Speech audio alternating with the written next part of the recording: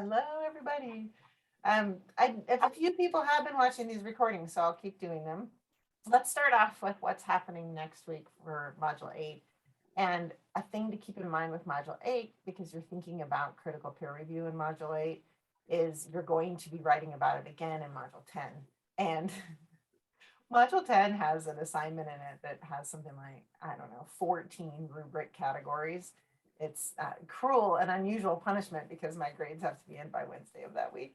And so you also have 14 things you have to match for it. So just as a brief aside, because this is the last time we're meeting up, I have an announcement and I give you an attachment that is, I recommend you just type over the top of it and use it in kind of outline form.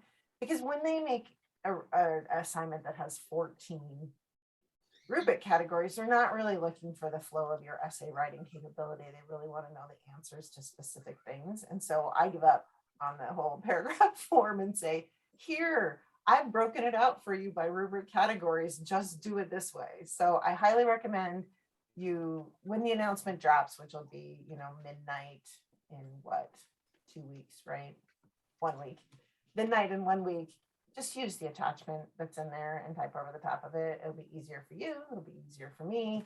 And it does get you thinking about what you valued in the experience of working in critical peer review. I mean, I think instead of dealing with, did I make a transition in this paragraph, you can really think about the questions they're asking you, and they're good questions.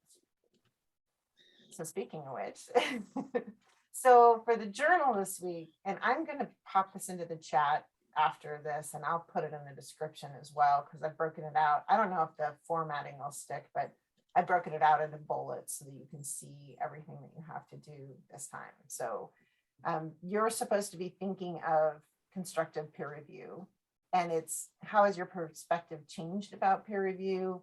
What do you think makes peer review strong? What has surprised you the most about the feedback that others have offered you? How does peer review shape your drafts? And the answer also could be, how do they not shape your drafts? I mean, it's okay to say they haven't, but then explain why. And then what feedback have you chosen to incorporate and why? And what feedback have you chosen not to incorporate and why? And those things get asked again in Module 10. And I just want you to think through a couple of scenarios. One, maybe somebody who is new to peer review is reviewing your work, or somebody who is really interested in changing your plot instead of talking to you about craft. Those would be great reasons not to use advice that people are giving you. And it's something to keep in mind for yourself when you're giving advice to other people. We're all tempted. I even, in the recordings too, I'll be like, what if this happened in your plot? It's hard to not do that. And I shouldn't even be doing it. I should be talking to you about the craft motivation behind me saying that question. Would it develop your character more if you had something like this happen? And then you can offer, a plottish thing, but based on craft instead of based on the plot altogether. So if you were saying, I don't think you have a complete narrative arc because there doesn't seem to be a true crisis, here's one possibility for a crisis. That's better than just saying, what if this happened in the plot? Does that make sense? Any questions on that? Mm-hmm.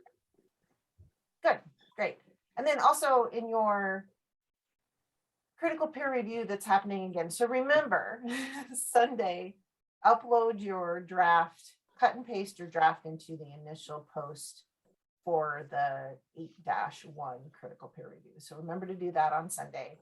And then just keep in mind that they have very specific, if you break it out, and again, I've done it here and I'll put it in the chat, but if you break it out into bullet points, the course designers have said, answer these specific things for people.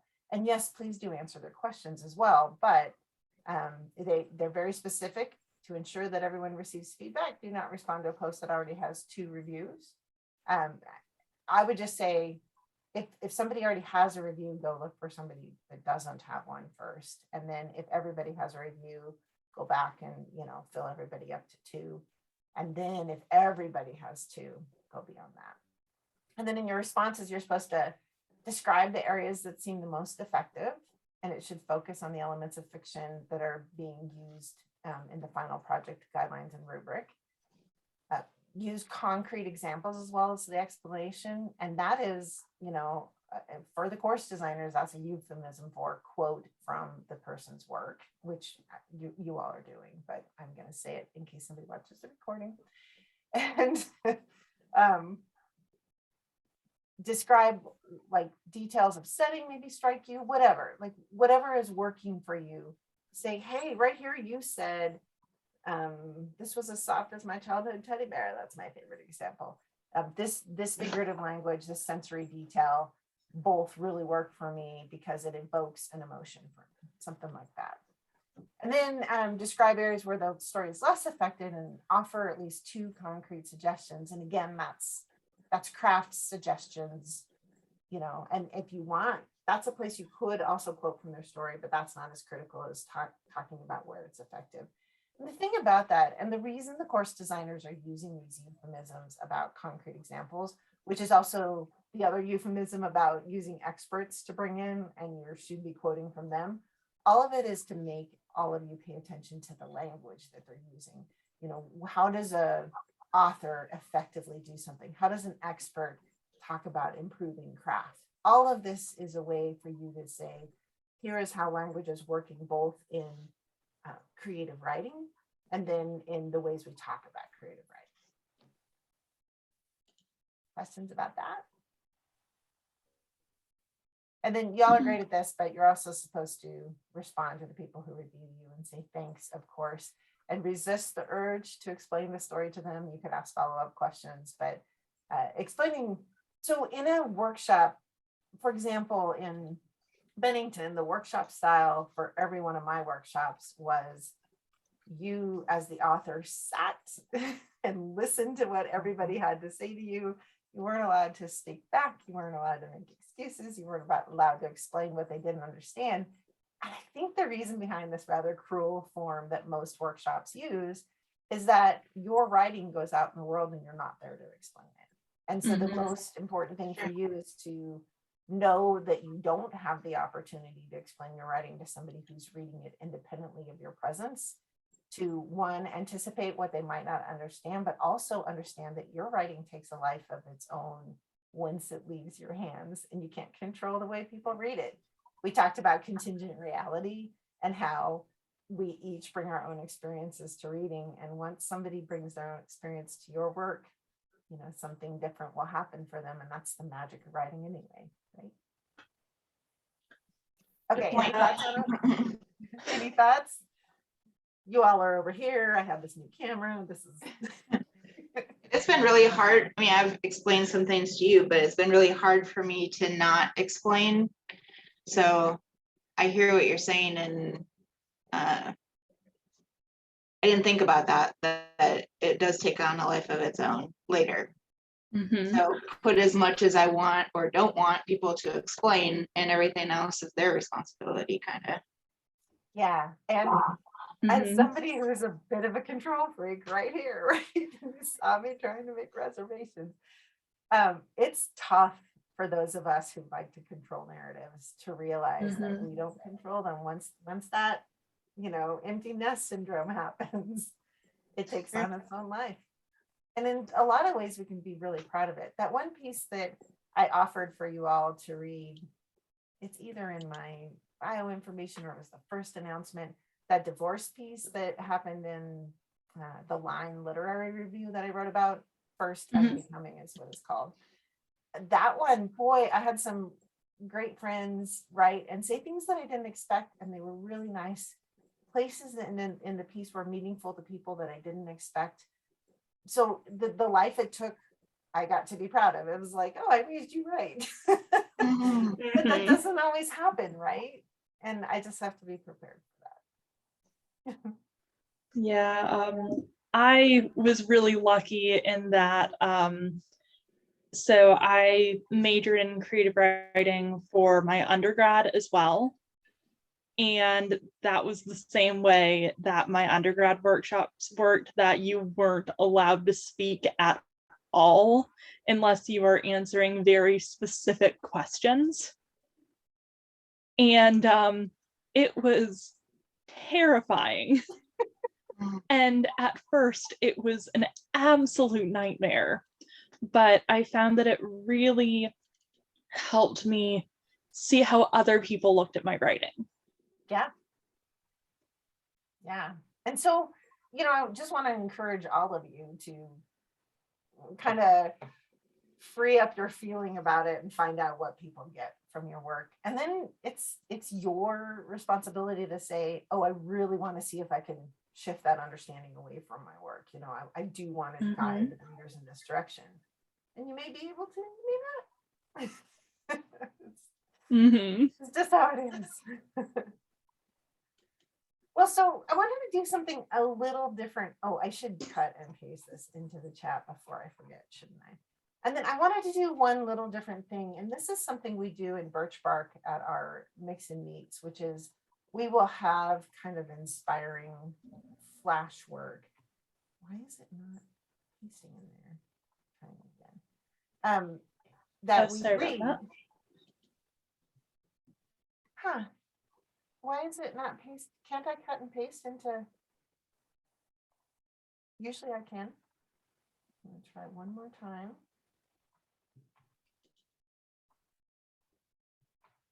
Okay, I'm just going to write down your guys' names and I will send you an email with it because it doesn't make any sense.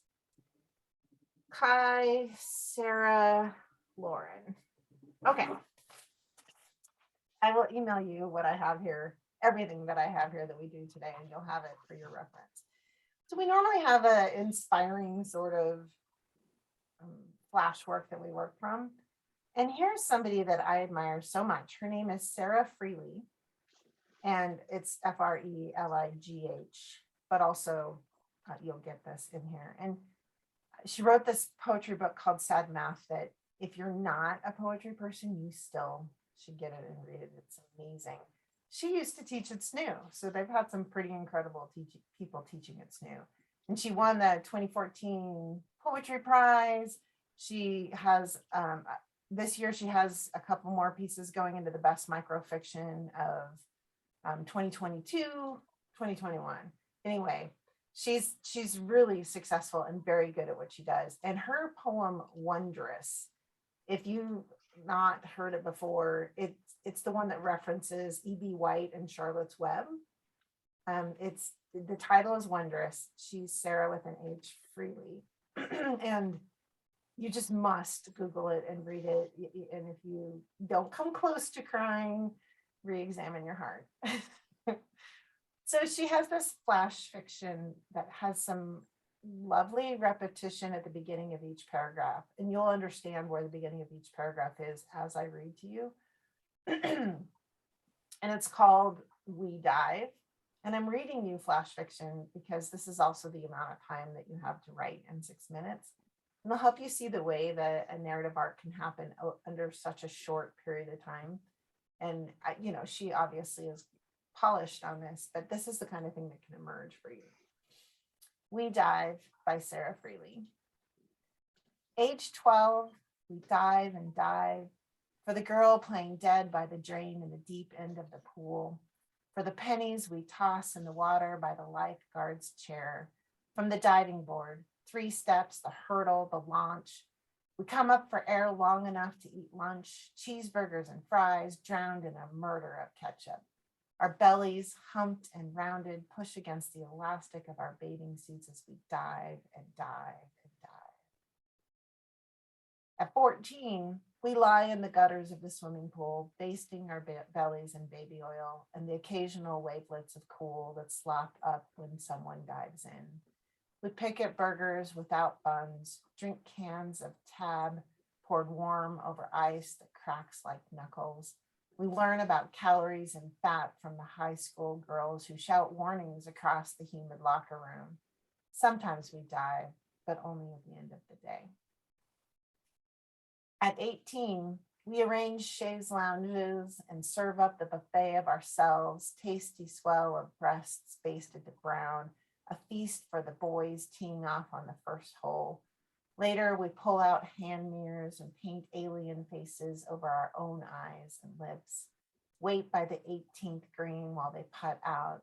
We prop up our feet on the dashboard of their cars, let them drive us to a rutted field off a dirt road where we unzip and dive. as if we are starving. We hold our breath, but we've already smothered, already drowned. That's intense. Isn't that incredible? Mm. So I wanted you to hear this, and then I'll send you, of course, the contents to see the way that she's using all the tools we're talking about. I mean, the alliteration in that first line or second sentence for the girl playing dead by the drain in the deep end of the pool, right? Isn't that just lovely? The sensory detail of the murder of ketchup, the warmth, the water, the lapping, the tab, ice that cracks like knuckles is figurative language. And it just brings us intensely into that scene, but we see the narrative arc of girls hitting puberty and that change that happens across that time. And it's just incredible. So I wanted you to have that bit of inspiration before we got thinking about what we'd write about today. So anything you all want to talk about before we write? Shrug from Kai, thoughts from Sarah. Nothing from Lauren. Okay. So this time we're going to get a little woo-woo because I knew who was coming and I know you can handle it. And I'm really excited about this prompt. I think this one evokes some pretty incredible stuff for you. So let me read out what I want you to do. I will try to cut and paste it into the chat, but I don't know if it's going to happen. Sorry about that. So this is a two-part prompt. The second part will be the second time we write. So let's think about quantum mechanics. And if you know anything about, say, Schrodinger's cat, Russian doll is dealing with it. It's a really popular concept where I love the book by Matt Haig, The Midnight Library. It's all about this. But it's the idea that ourselves could be existing in an infinite number of universes around us. And we could be living an infinite number of lives. Like another self of mine. Well, I should read the prompt because it's in there, but I could be under a bridge somewhere. I could be on the moon. I could, there's no end to the possibilities of these quantum infinite planes of existence that could be around us. So we're going to be playing with that. So let's think about quantum mechanics and the many worlds theory. Your character could be experiencing an infinite number of possible lives in some other realm that is happening right now. Your character is approaching a door from the world you've been writing them in. Your character is approaching a door through which is just one of these quantum lives. They have infinite possibilities for what this life looks like. They could be a New York Times bestselling author and won an Ironman race, live in a box, have a full life on a different planet, or even a different thread where earthly magic is real. Make up a different life on the other side of the door. Have your character walk through and walk into a different life and write about the details that are happening to them. Are you talking about our character, like from our story that we've been working on? Yeah. And I don't care if you use your character from your story or not. This is just a chance for you to expand your character if you want that for your drafting for module 9.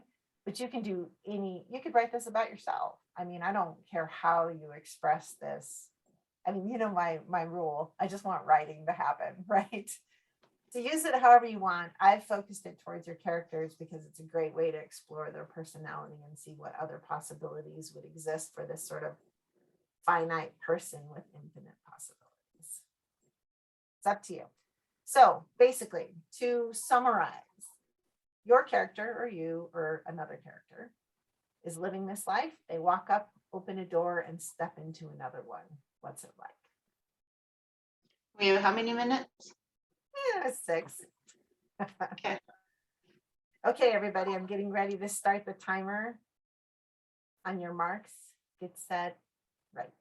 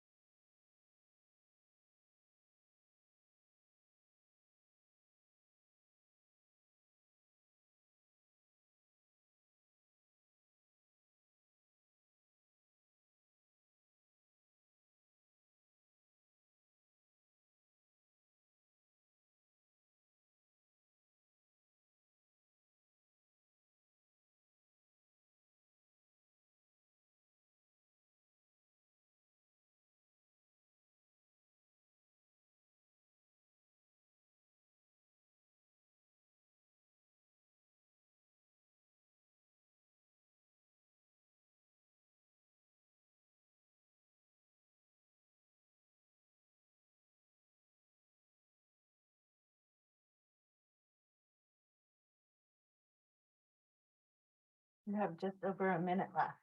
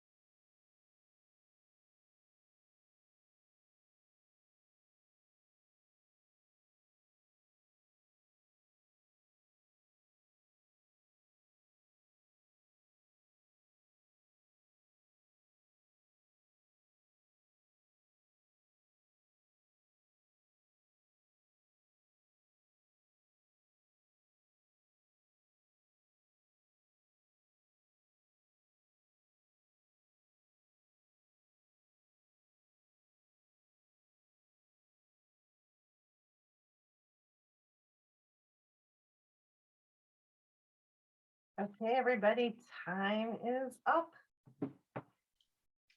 It ain't so. I know, right? How did it go? I hope I captured what we were supposed to do. All that matters is writing. And there's stuff you can do with it after, right? Also, I figured out that I was trying to paste too much text at a time. So the prompt is in there. And then each of the things I talked about with the journal and the critical peer review are in there. So if you need to cut and paste them out of there, you can, but I'll also send you an email. And I put Sarah's wondrous poem link in the prompt because it's amazing.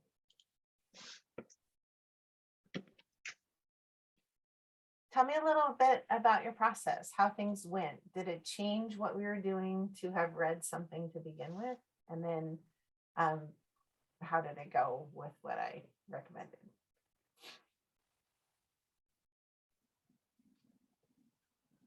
I thought the reading was inspiring because it really had a lot of energy kind of compacted in like a small moment. So, you know, it kind of gave inspiration to kind of be as dynamic as possible if you're writing. Great. Yeah, the reading kept me mindful of squeezing in sensory details. Nice. Nice. Yeah, honestly, same here. I definitely tried to incorporate some of the alliteration and the details, not exactly to copy, but to sort of take what you read to us and try to incorporate that in my own writing. That's great, because I think if we find something we like in somebody else's writing, the next thing that we can do is try doing it for ourselves. And then in revision, even if you're very closely mimicking the person, it always ends up getting smoothed out and becoming your own thing if you give enough time and distance from it to let your own voice take over. But I think it's so fun to try out different people's work and, you know, take something I admire and push it for myself, right? Yeah. Yeah, that's great. I would love to hear what you got. Is anybody willing to read? I can. Okay, Kai. All right. Sir Aldous noticed a strange oak door, much sturdier than that of the mud-laden houses around it. He hesitantly reached out a gauntlet-clad hand, opening the heavy, odd door. He stepped through the threshold without a glance. Then heard it thud behind him, the lonely chatter of birds behind him now deadened silence. Inside was more clothing and more light than Sir Aldous had ever seen in one place before. There were no flickering shadows of firelight or the dull half-dark of oil lamps. Instead, the light seemed to stream from the closed ceiling, harshly humming bars of it. That was strange enough, but the clothes were somehow even stranger. There were more of them than he had ever seen in his lifetime, out of every fabric he could name and more he didn't recognize. He shed his gauntlet and gently touched a pair of odd-looking breeches, only to recoil back. Though it was dyed a rich purple, fit for a king, it was the most terribly made fabric he had ever seen in his life. That's fantastic. Thank you. If I'm right, this is the story where he's wiping out revenants. Is this right? Mm-hmm. And Yep. now you've just stepped him into our contemporary world. Mm-hmm. Yep, he has founded a department store. So Lauren and Sarah, any thoughts about what you heard? I really like how the fabric of today doesn't meet up to the standards of what it was back in the day, because I would assume it'd be the other way around, or be like, oh, what is this amazing fabric? Because you assume everything back then is, you know, some stuff now. So I thought that was really funny. Thank you. And then I also really liked your description at the beginning, where it was kind of like this nice contrast or a contradiction, where like the chattering of the birds brings out the quietness of a situation, and then like the lights bring out the darkness more of the setting. So that was cool. Thank you.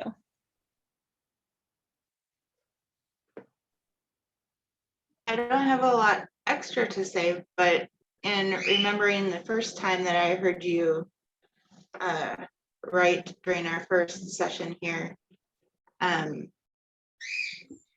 think that you've already grown in putting us like right where you're picturing in your head. And Thank you. that's awesome. I would add really nice work with harshly humming. I could tell Thank you were you. working with alliteration there. And there's other places, but that was really great. And this idea of light streaming, that would be the way that he would think of it, because the only high light like that he would have known was through, say, cathedral windows or something like that. Mhm. And so I felt like you really held on to sort of the way somebody coming from a different world like that could describe the moment. You know, he would understand it only through the terms that he has from his previous world. So that works very well. And Thank you. I think it's hilarious because I, for one, despise microfiber, and I can't help but think that he touched microfiber. So, I mean, Yeah, you might be right. I mean, I like to work out in it, but for like regular clothes, it's pretty rough. Mhm. So that was fun because I agree with Lauren that we would expect him to have had so much homespun that this would feel magical to him because it's so tightly woven, but maybe it just felt awful the way that plastic can. Yeah, so like I did some research while I was doing the short story, and I also just am really interested in historical costuming and dress. And a lot of times the fabric was actually much better made because although it was homespun, a lot of times it was also very like exact to your measurements, and was a lot of times, you know, the woman who made the clothing did this over and over and over and over again, so they would get really, really good at it. Right. So homespun, but say woven by the same person, and it doesn't make the spinning bad just because somebody did it in their home, right? Mhm. Yeah. Nice. Thank you. Well, what a great start. Lauren, Sarah, who would like to go next? I can go. Okay.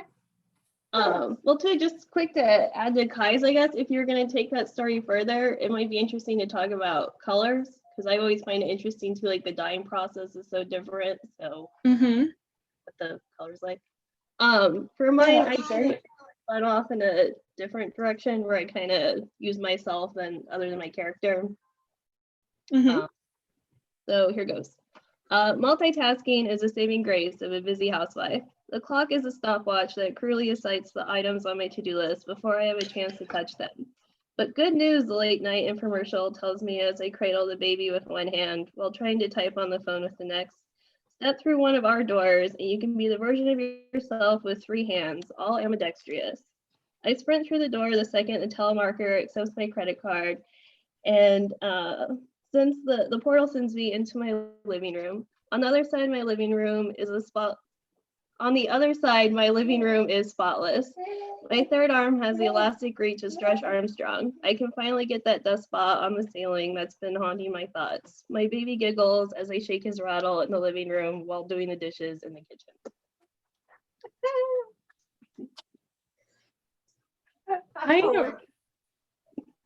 I really enjoyed that. I thought it was like simultaneously like very funny, but also very relatable. You know, I don't have kids, but so my mother was a stay-at-home mother until I was about 10 or 11. And you know, it was me and my brother who's about like a year and a half younger than me. And I swear we ran her ragged and just trying to keep up with the house and us.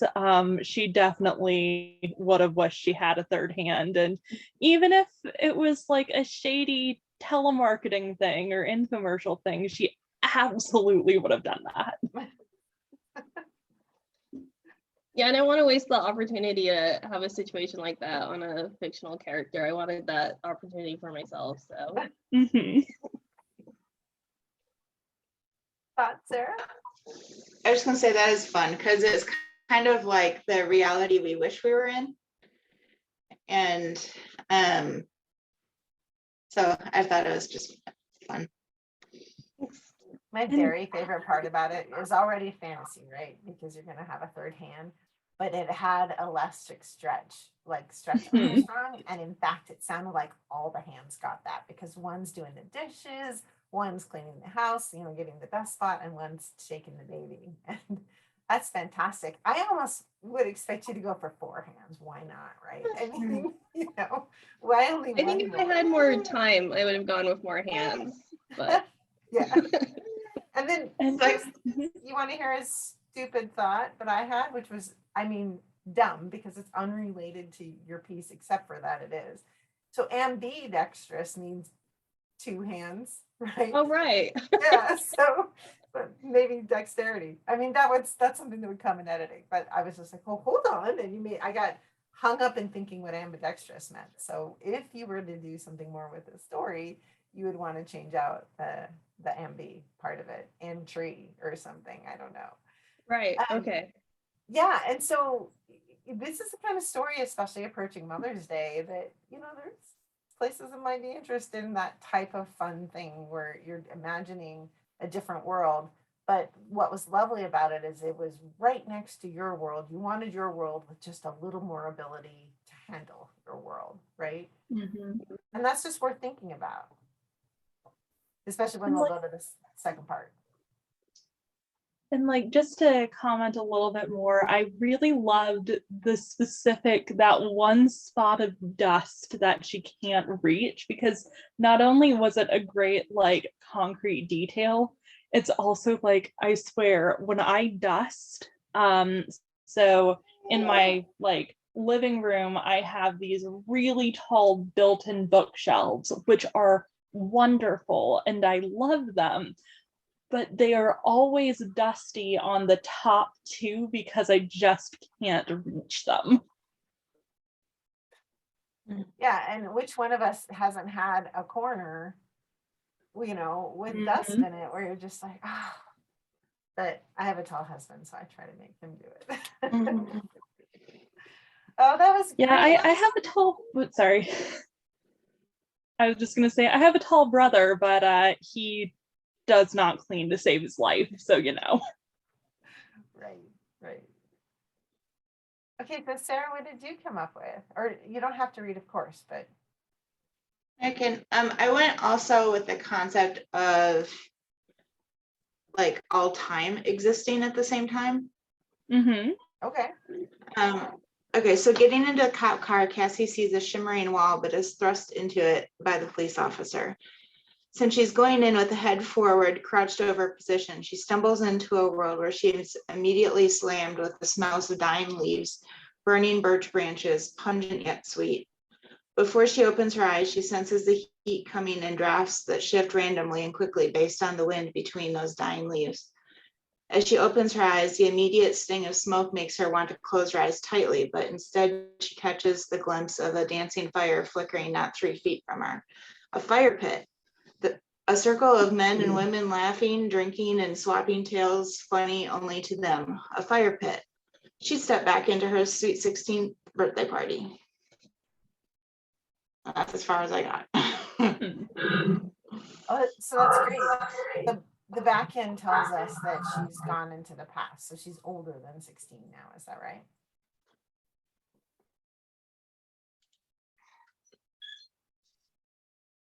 She is older than 16 in the moment that she gets shoved into the car. Yeah. Okay. Great. Thoughts from Kai and Lauren, and then I'll hop in.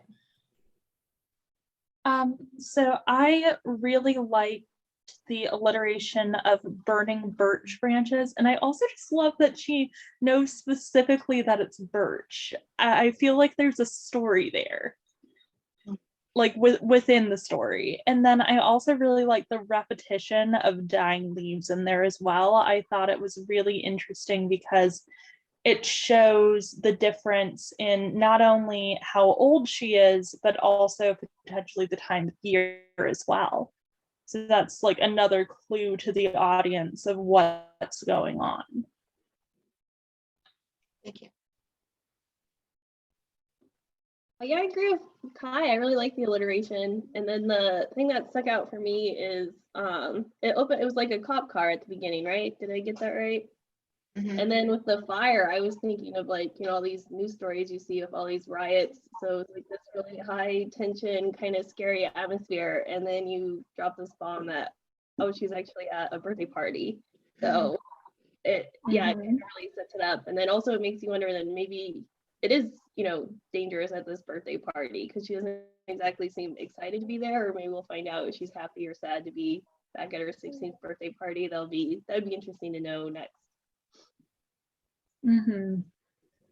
Yeah, I mean, personally, you could not pay me enough to go back to when I was 16 years old.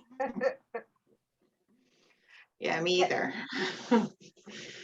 Yeah, and I loved, you really set us up with all this sense of danger. It's a cop car, it's smoke, it's, all these awful things. And then she opens her eyes, and once her, kind of tears clear, it's a sweet 16 party. And anybody throwing a party for somebody usually means it's a positive thing. I mean, they're trying to celebrate having turned 16. And there's such an interesting clue in the people laughing about things that are only funny to them that makes us wonder, okay, so if this is in memory to her, it still doesn't have the joy in it that seems to be present for these people. So it's really conflicting. I mean, I feel very ambivalent about, like, is that the right word? I think it is. I mean, basically, I don't know what to feel yet. And that makes me want to keep reading because there was a cop car, there was a fire, but it's a sweet 16, but they're having private jokes. I mean, so yeah, I want to find out what's happening and what this means to Cassidy, which is, I think, fascinating. I agree with the alliteration, got hung up on the birch because, we have birch bark editing. I'm like, my business is burning. So, again, contingent realities, right? That happened with ambidextrous, that happened with birch, you never know what your reader has in their background. I think typically birch wouldn't be the first choice for a fire pit because it tends to be rather green, but I wanted the other, I kind of forced it, so. No, actually, and people don't typically cut down a birch for firewood. So there would also be a reason it was birch, something happened to the tree or something. Yeah, good. There's I don't think we've talked about the 5 S's, but when you're writing stories, these 5 S's are important. And Sarah does a wonderful 5S. And you know what? Katie Schultz, who is this great author, has them. I'm going to read them from her website, but I didn't know she did them. I came across them the other day, but I've heard about them for ages. And now maybe they came from her first. I don't know. But anyway, so they're setting, situation, sensory detail, simile, because it's an S, but they could be metaphor, figurative language. And the 5th and final one is shift. And so what's cool about Sarah's piece is that she gave us that shift. We're like, danger, danger, danger, sweet 16. And that's the neat thing. She's talking about flash fiction, but this is actually true for all fiction. Katie Schultz is talking about it. Having that shift, a sort of unexpected shift happen, is one of the things that really keeps our interest as readers. And so I've put the link to it in the chat to help you get to it if you want. I think you can just right click it and open it in a new tab, right?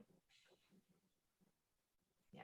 I've just actually recently been studying the concept of portals and how they're used in like movies and literature and stuff like that. So that's kind of where this put my head. So it's kind of funny for timing it. Yeah, and so it sort of is. I really am sort of saying portal, but it's just a chance to be in a different type of life, right?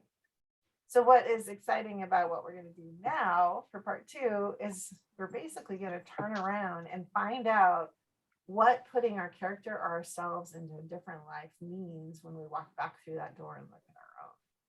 So the one that they were living in when they walked out the door. So you have to imagine that the characters had that rich life in the other place. They, I'm bad with your character's name, but the knight has, experienced our contemporary world and now is walking back through the door. Lauren, you've lived a fulfilling life with the ability to do all these things with your extra hands.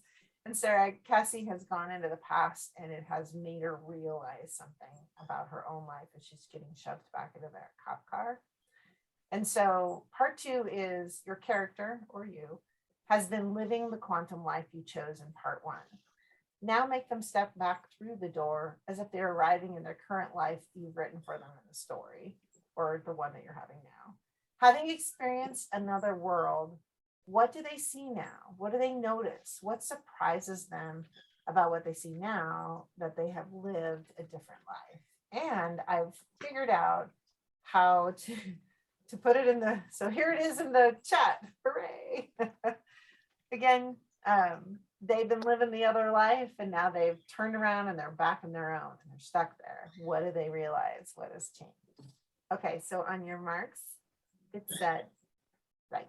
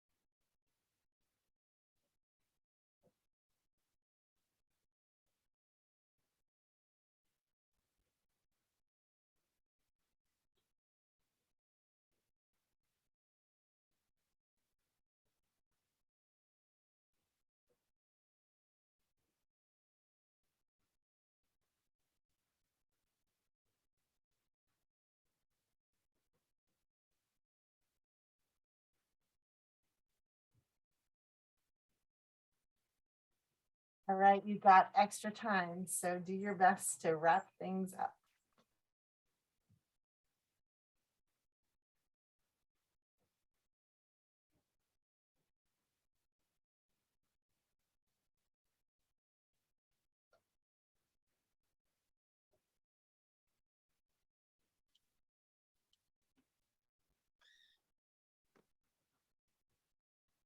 Mine might not make a lot of sense if, for those that haven't read my story, but That's okay. It'll make we'll sense go to with me. it. Yeah. I've read your story.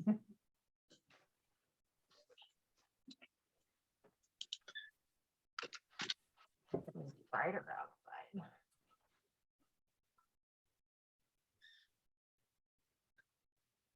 How did that go for you? It was fun. Okay. Oh, sorry, you go ahead. That's all I had to say. Yeah, and all I was gonna say was it went okay. I think my first piece was stronger, but I think that also goes with the coming back doesn't exactly have that sort of same climax. Uh-huh. So you feel like it had less impact because they were back in their own world? I think so. I think there's a lot of stuff in between that would make it more impactful, but we have sort of the beginning and the end. I agree. I feel like I kind of wrote myself to in a corner with the first time, where then I've created the situation where, I'm kind of forced to address certain things where at the beginning it's fresh, where you can go in whatever direction you want. So. Right. Well, one of the thoughts that I want to offer for you is, what's that movie that has, I can't think of her name, but it's the boxing movie and she's, or maybe With it's- Clint Eastwood. yeah, or maybe it's Dirty Dancing. No matter how you look at it, nobody puts a baby in a corner. And all I mean, Yeah, that's Dirty Dirty Dancing. Dancing. Okay, Dirty Dancing. Anyway, they're the same, boxing, Dirty Dancing. But the idea is, don't do your best to not let yourself be painted in the corner when you remember that the big purpose of this is just to write. So if the prompt isn't setting you in the direction, but your brain has ideas, do just take it and run with it and say, I went off prompt. So, because you'll find yourself in other situations, if you say you participate in other writing opportunities like this, all you have to say, if the prompt isn't working for you, but you're in a pressured situation like this, just say, well, I went off prompt. Here I go. The idea is for you to get what you need out of what we're doing. Okay, so should we start with somebody different this time?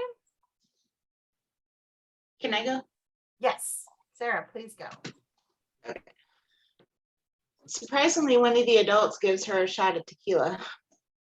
Within minutes of chugging it, things get blurry. She lightly closes her eyes. When she opens them, she's in the back of the cop car. The smell is pungent from old urine and alcohol-induced vomit, but she's calm. She notices her heart rate has slowed and her breaths are deeper, although she quickly chooses to switch those breaths from nasal to mouth because of the smell. Somehow she could taste the smell of the fire pit in the back of her throat. That memory, that beautiful evening Darcy had given her for her birthday, it would always be with her, no matter where the social worker took her. Are you okay, young lady? The officer asked, looking at her quizzically. Cassie didn't even open her eyes or mouth to answer. She didn't need to. She wanted to sit in the new calm. She could smell the lilac blooms that had stuck to her backpack while she plowed through the bushes, racing to get to the bus stop. She could feel the warmth of the sun coming through the door's window, wrapping her in its intentional embrace. Eyes still shut, she heard Rosetta's car descend next to the cop's car. Oh, nice. Mm-hmm. I really like to have that. read your story to comment on it, right, Kai? You were about to say Mm-hmm. something. I really enjoyed all of the description and the sensory detail you added, and I particularly loved the tasting a smell. I thought that was very true to life. I know that the taste and smell are connected in the brain. And so it was really neat to read that, but also it was almost like synesthesia as well. And that was really neat. It brought just like, it really elevated the description that you had. Thank you. Yeah, can we, before you go, Lauren, really quick, can we pause on the word elevated? Because I agree, but why do we call using something like this elevated? Why do we, because it is, yes, taste and smell are pretty closely connected, but technically it is synesthesia, right? So why is that elevated? I think it's elevated because it brings together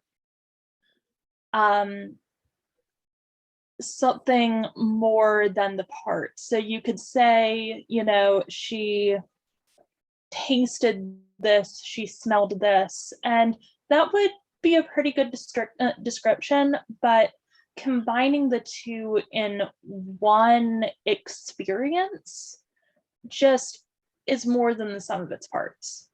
Yeah, it's sophisticated, right? Lauren, were you adding something? I saw your mouth open, I jumped in. Well, I think it just elevates it because since we all, you know, have similar sensory experiences, but different at the same time, like we all know what vomit smells like. So, you know, we all kind of have that same inner recoil that, you know, gives it more emotion to the story. So. Yeah, and that she went to taste associated with smell right after it smells like vomit. You know, that's a really visceral thing to do to a reader, and sort of a relief that what she's tasting is fire smoke, not vomit or urine. Right? And not tequila either. I mean, so pretty neat that she took it to the fire smoke after that. And I'll let Lauren talk, and then I'll go on. I almost went on. I really like just you had so many sensory details, but then also with that short amount of time, you're able to kind of answer the questions we were asking beforehand, where you can kind of see the connection between the past and the present, where we do know that the 16th birthday was happy, but then, you know, something's happened that has brought her to like this dark place. And I don't know, maybe like with the tequila reference, it kind of made me speculate that maybe it's someone that's kind of had like an issue of partying, where at first, you know, it's fun, and then you kind of go down this, you know, wormhole or through a portal almost, where then it becomes a problem, you know, in adulthood that people have trouble with sometimes. So I thought it was really.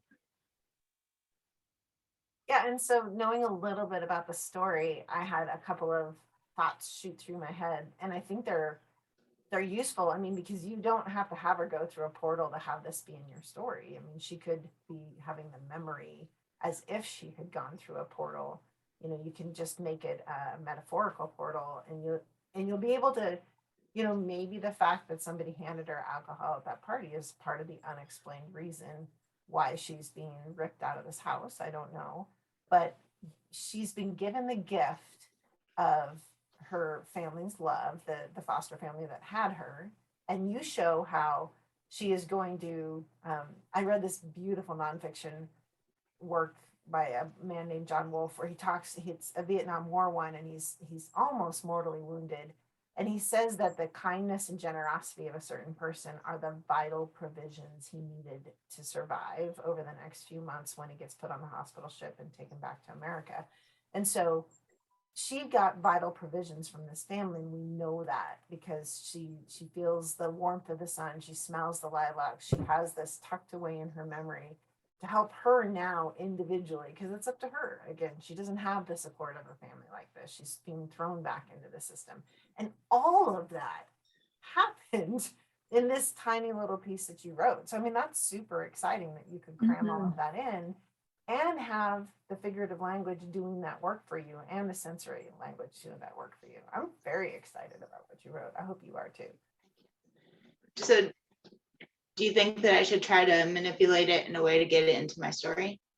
I mean, I think you could. I mean, if she has to wait for the social worker inside the cop car, you know, you could say it was as if she'd gone through a portal in her mind. you know, sitting in this back seat, she was transported to her 16th birthday party, and you know, all the love that was shown. I mean, I'm not, as I've said a million times in my verbal feedback, I'm not very good on my feet this way out loud.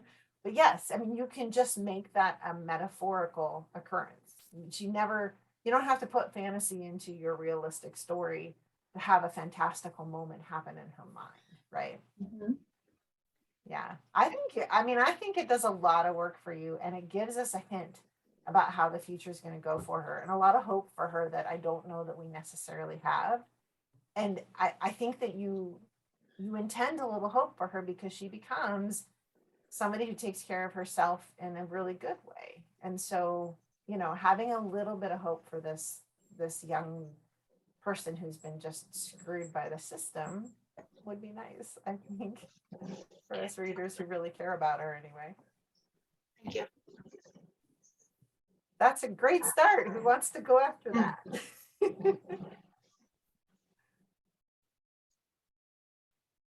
Okay, Kai. All right. Sir Aldous breathed a sigh of relief when he saw the oak door, the same one he had stepped through a year ago. He turned the door, hoping to find himself in a church or the castle, anywhere he could explain what had happened to him. He only hoped they wouldn't deem him mad like they had there.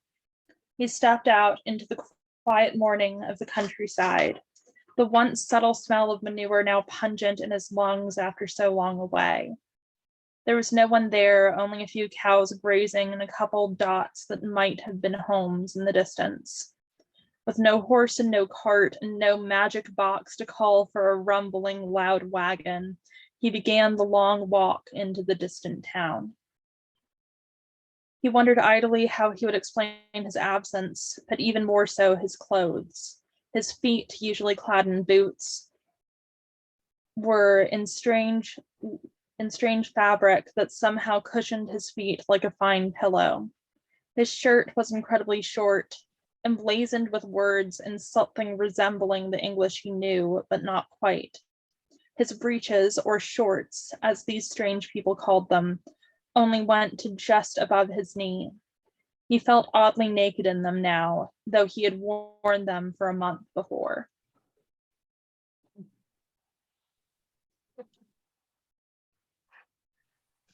So I like that you gave us a time frame at the beginning, a year. I also like your alliteration was great, and the thing that I think that was great about it is that like a lot of times alliteration is like a specific letter being used over and over, but you used a specific sound, like quiet morning countryside, so Q and C, but obviously it makes the same sound. So I thought that was kind of cool. I also thought it was neat that you took stuff physically, like what he was wearing, from where he had been and actually brought it back with him. So I'm curious, how did that happen? And is he going to be seen by somebody else? If he does, what's that going to do to his life and stuff like that? So I think that was cool. Thank you.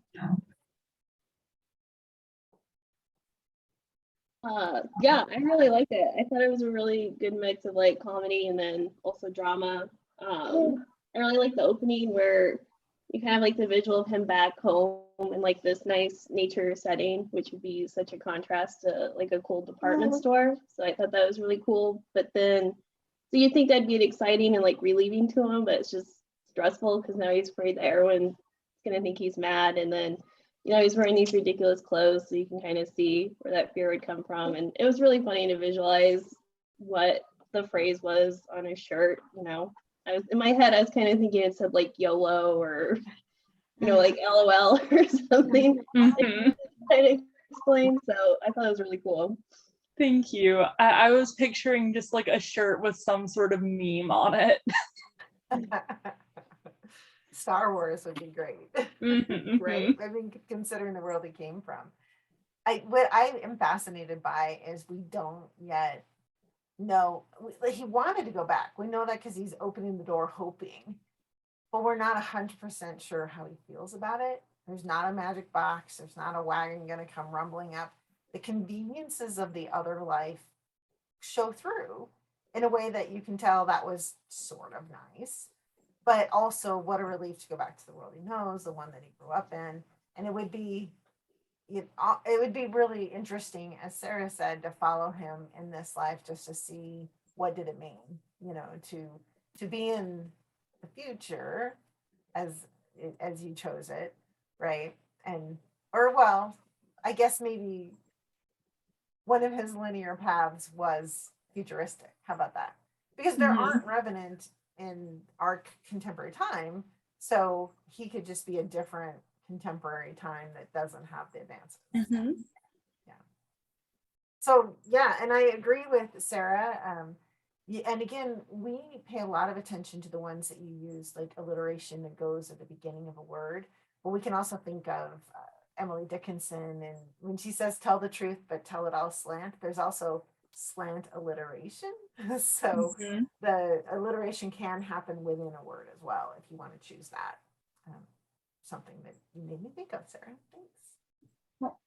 Thank you all so much. I don't think that, any of this is going to show up in your piece about Sir Aldous, but I think that, what I intended with the exercise is just for all of us to understand our character even better, having moved them through places they wouldn't have been in your own story.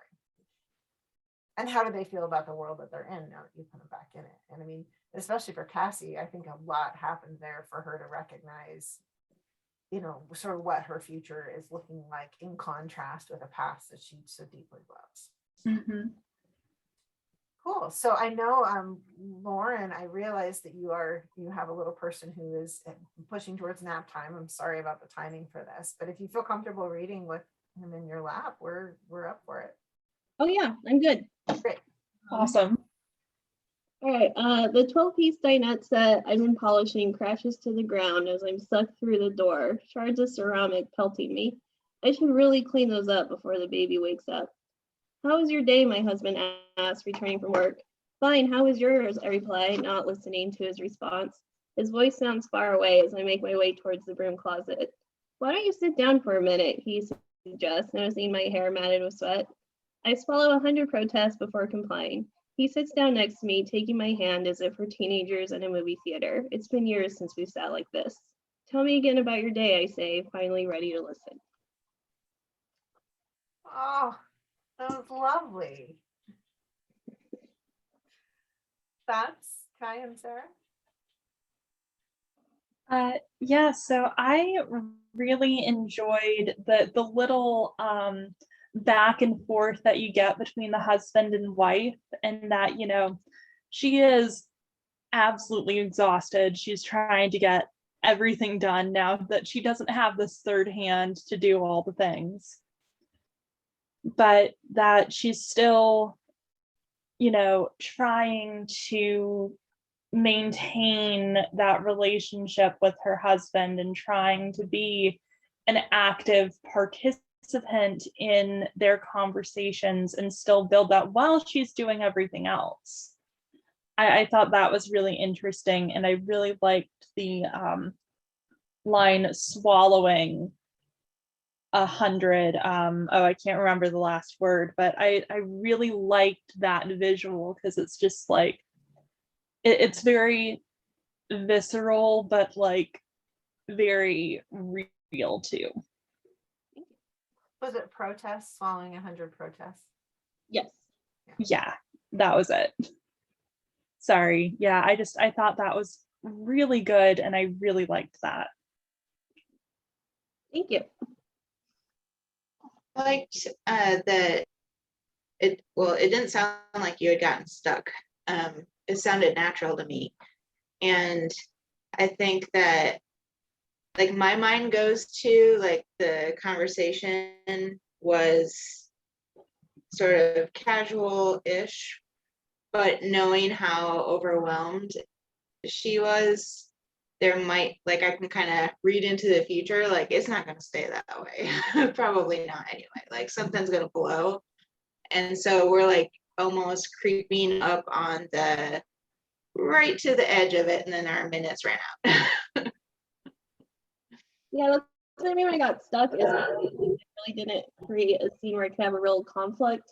Everything was all dandy, and then we have to kind of jump to the conclusions. It's kind of hard to hint at what my conflict would have been if I could have written it. So Yeah, and I mean, I think because you're writing a narrative that we recognize, one about is somebody who's trying to do everything, especially a parent who is taking care of a child while another partner is out doing work. We recognize the conflict already. I mean, that thing doesn't even have to be spelled out because we all have a sense of what that's like. So it's fascinating because we get to do a little bit of interpretation with this moment when she swallows her hundreds of protests and she pauses. They hold hands like they were teenagers in a movie theater. And I feel like that little piece of figurative language, that simile that you offer us of this moment of holding hands, brings us back to a simpler time in her life, or a simpler time that the two of them might have had at some point. It's something we recognize. And being in a movie theater is a super positive thing. So I think what we're seeing in that moment is a glimmer of hope, a possibility that it doesn't have to blow. At least that if I was reading for hints, if I was trying to be a sophisticated reader, my hint is that this doesn't have to blow, and the husband that is so just like the one that's right outside the window right there who wanted to say something to me. The husband who maybe doesn't know that asking her to stop is almost asking more of her than having her do all the things she does, right? Because you're like, if I stop, then that thing isn't going to get done. And there's one more thing I'm going to have to do once I start again. And so I feel like all of that's right there in your story for us, but you give us the hope of the moment of the holding hands where she listens to him and we have hope that he'll listen to her, not that you would talk in a movie theater. But the moment has that positivity to it. So if you were going to end right there, I would have hope for this couple anyway. thank you. Mhm. And the rest of it can be implied because it's a narrative we know. The only Yeah, other and piece that I would Oh, suggest if you were trying to be subtle is perhaps maybe the partner takes something from her hand and says, I'll get that in a minute, you sit down. And that would tell us more hope. If the hope was supposed to be that she doesn't have to do everything, that would help us get a sense for it. Yeah, I was going to say something similar that, with the, holding hands like they're teenagers after he said, hey, maybe stop for a moment. It sounds like she doesn't necessarily need that third hand quite as much anymore because her partner is now like, hey, you sit down, I've got this. Hopefully. Yeah, hopefully. I mean, knock on wood, in an ideal world. Yeah. Well, that's another portal where the husband does all the chores. Yeah. Or at They're least always- empathizes. They're always at least trying, right? Mine's out there working his tail off right now, and I wonder what he was going to ask me. I love that we got to synesthesia on this one too. I Mhm. think that using figurative language, I feel as if, and this is just my personal perspective as a reader for the Rumpus, reader for Microlit Almanac. I mean, those are the places where people really show me magic in writing. And, it may be stepping through portals, darn it, doesn't seem to happen in our actual lives, but it does when we read. And so I think that all of us picked up on the moments where we were making comparisons, using sophisticated language, like using alliteration. All of those moments do elevate. That's why I asked why we think it's elevating. We recognize when people are using techniques, and even if they're using them purposefully, it doesn't, just as Sarah said, Lauren's piece felt natural. And so it doesn't have to take away from the natural flow of a piece to use sophisticated techniques in it. That's just what all this revision does. And so I know that the class gets a little frustrating because after we do the revision you're turning in tomorrow, that you won't forget to post to the 8-1 critical peer review, we revise it one more time for module 9, and you're thinking to yourself, what is left? There's plenty left. This is the moment when, if you feel good about your narrative arc, your plot, your characters, these things, as you move into the work you're doing in module 8 for module 9. You have assignments in module 8, and then module 9, you'll do the final draft. This is when you can take sentences and add in alliteration. This is when you can say, oh, I can put in a simile or a metaphor using sensory detail and make this moment come alive for people. That's the kind of shifting and polishing and drafting that can take your story to the next level. But do you think today worked out pretty well, didn't it? I'm always a little surprised by the magic of this too, but writing under the compression of that timer makes a big difference. And I gave you an extra minute because I ran out and did something. So you wrote for 7 minutes for the second one. And if that's meaningful to you, you can always, if you give yourself these pressured timings, I did them for 10 when I originally started them, but I feel like 6 makes you that much more upset and it works better. So you can always give yourself longer timed prompts when you do it on your own. Any questions for me about what's coming up or writing? Or... Yeah. Sorry. I was just curious, like, so I already have my stuff turned in for the revision, but when you were just saying, like, between this revision and then our final submission, do you think that it would be wise for us to focus more on polishing rather than adding? Or do you not have a feeling one way or the other? I think it's wise for you to focus on what you think will make your story better. And so if adding something will make your story better, add it. It's wise for you to work on the whole story. You know, even as, so I had to turn in my entire manuscript to my book development person for my last turn in on like April 22nd. And as I turned it in, I realized, I said, ooh, this chunk right here needs more work, but I'm out of time for my deadline. And so you might have turned something in now and thought, I feel like I need to actually add a chunk, maybe what we wrote today. I don't know. Absolutely add it if that's what you feel like it needs. I just feel like you should, this is the time to start taking ownership of what you think your story looks like. And I'll give you advice and feedback on how it presented to me, but I mean, man, you own your own writing. So, you know, do what's right for your story. And if you have time and want to do the change before tomorrow, you can always turn in a different draft. You're welcome to do that. If you've turned something in already, that's never your final point. You have until midnight on Sunday to turn stuff in. And I just grade the most recent one turned in unless you tell me otherwise. Okay. So, and you don't have to. I mean, you can feel comfortable about what you turned into. I'm just saying if it was bothering you a lot and you wanted to do that for this time, you're welcome to. Okay, thank you. Anything else? Okay, so I emailed all of you I put it in the body of the email, what we talked about today. The only thing that isn't in there is that link to Wondrous, but you can look it up yourself or you click on it from here. And I think that's everything. I was so excited to work with you all this morning. It just is inspiring for me to witness what happens in these mornings. So I really appreciate you coming. And I love that you do this. Mhm. It's fun though, isn't it? Really Mhm. fun. Mhm. So this is our last, intentional Zoom meetup, but also, especially if you've come into the Slack community that I created, that I did just because I feel like we just get cut off at the end of SNHU. And so, and I teach this class usually, so I probably won't see you again in other classes. So it's just to say that I'm trying to keep a writing community going. I don't have ulterior motives for that. I'm not trying to drive business or anything. If you want to come to our business, great, but this is not what that's about. And so if you're in there, I will be, when I do this again with the next class, and I'm only teaching one class next term, and then I have a team lead assignment.